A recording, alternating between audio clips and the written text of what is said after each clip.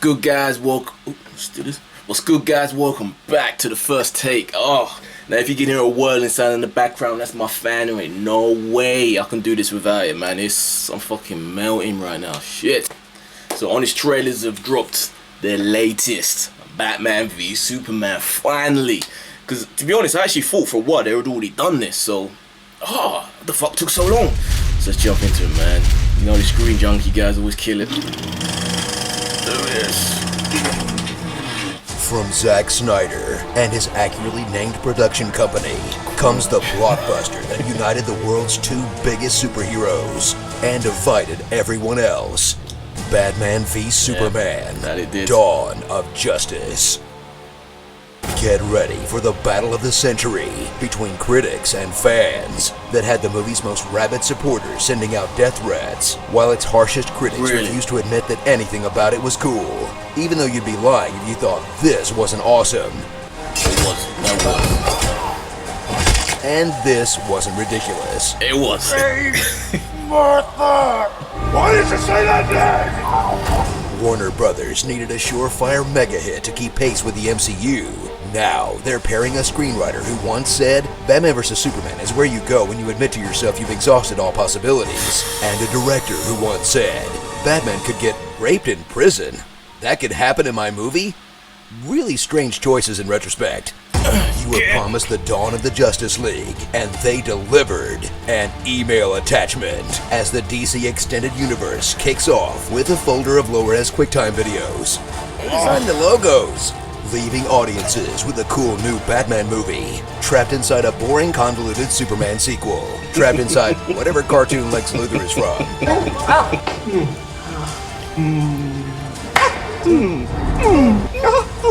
Ahoy, ahoy! And I'm... no, what am I? What was I saying? The Man of Steel you know and fear has returned. And even he's not sold on the whole Superman gig. Superman was never real. Witness the hero who once stood for truth, justice, and the American way stand for brooding, moping, and wondering why he even bothers, as the film's main character has nothing to do but silently look constipated, get horrible pep talks from his parents, Be anything they need you to be, or be none of it. suck at his job, Who's that? and refuse to fight back against his toughest opponent yet, Cable News. Superman was involved in the planning of this attack. He is not a hero. Must there be a Superman? Stop scowling and book an interview. Smile. Go do carpool karaoke and sing that Five for Fighting song. I'm more than a bird. I'm more than a plane. But my God, he's still a beefcake. Those abs are so good, you won't even notice how fake those eggs are.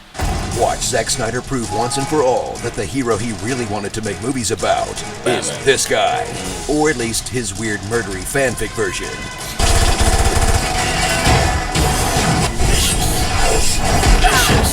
Ben Affleck shines as Batman, who's one part CrossFit bro, one part Superman, one part Tony Stark, one part Arkham video game, and one part actual bat. Thrill while the world's greatest detective finally gets to do some actual detective work, as the actor we all assume would be the worst part of this movie is by far the best part of this movie. Tell me, do you bleed? Also, everything Wonder Woman did was really cool. Sorry if that seems kind of tacked on and out of place, but you know, so was she. She did good. She with you? I thought she was with you.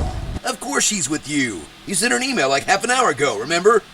Watch the Dark Knight grow to hate Superman for clear, obvious reasons, while Superman grows to hate Batman back because Lex Luthor hired someone to kill a criminal Batman, Brandon, before he put him in prison, so that when Clark Kent refused to cover the local football team and investigated a Gotham vigilante instead, he would conclude that...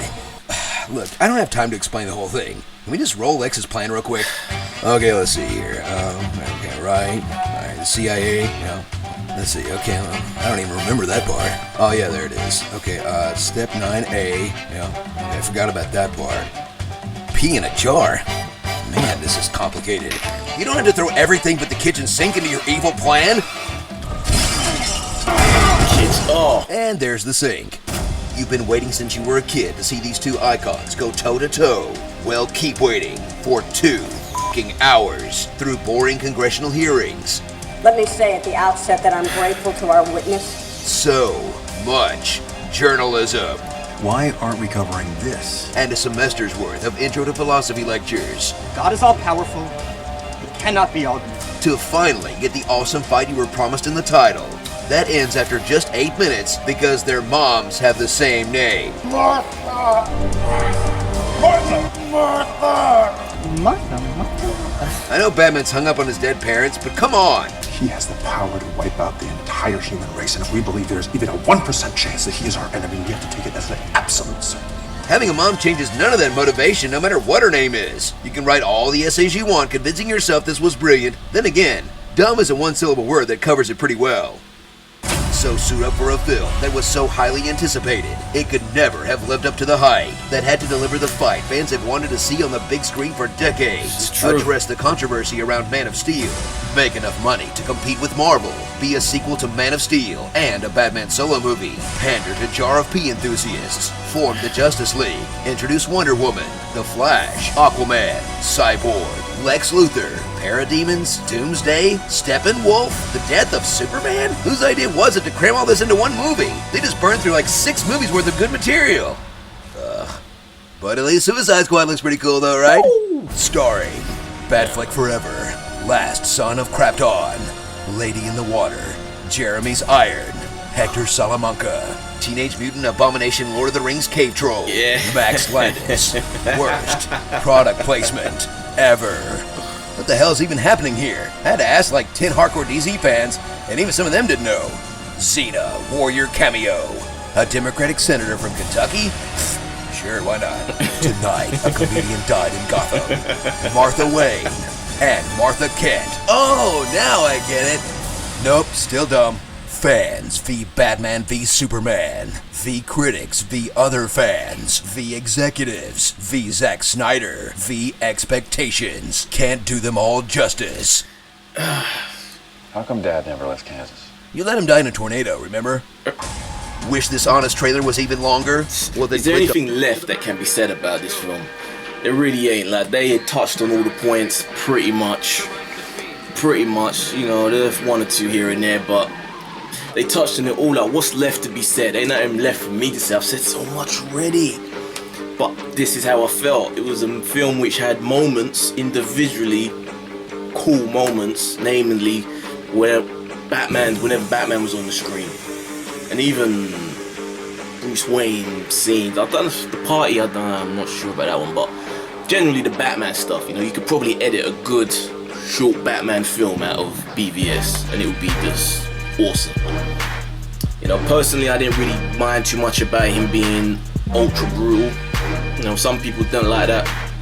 And I get it, it kind of makes sense. There were certain philosophies that Batman had about not being like the criminals he tries to take down, but then there are other Batman stories where he is a brutal guy, where he feels he has to be as brutal as the criminals he's trying to take down, so I could go with it. But yeah, it was the Superman stuff that just was the letdown for me. It just didn't really work. I didn't like or care about him as a character, which is a shame, really. This is a shame, you know, because he should be the likable guy that kind of you want to root for. And I guess some people did, but it just didn't really connect with me, man. There's nothing there to kind of latch on for me. And Lois, I can't stand this Lois. I love the actress, but I didn't hate it. I didn't love it either. But, you know, I'm not giving up on this whole DC movie universe. It's DCEU. Suicide Squad's coming, that looks awesome. And third time, a charm, maybe, you know, for Snyder.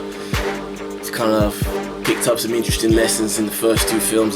Let's see kind of what it culminates to with Justice League.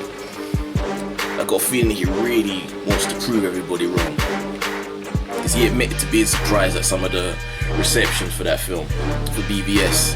I think he was even surprised at the reception for Man of Steel, so I think he really wants to prove people wrong. So I think he's going to pull out all the stops for Justice League. And there are a lot more cooks in the kitchen with this one, so that could be a bad thing. You know, regardless of whether there was or wasn't studio interference with BVS, there's even more conflict, arguably, in behind the scenes of Justice League. not just with the studio needing for this to not only be a financial success, but one which is a general critical success, one that's just a liked movie across the board. They don't want that controversy. You know, you could argue that it got the controversy that BVS had, has kept it in the discussion, has kept it on in people's minds, and something which keeps being brought up and talked about.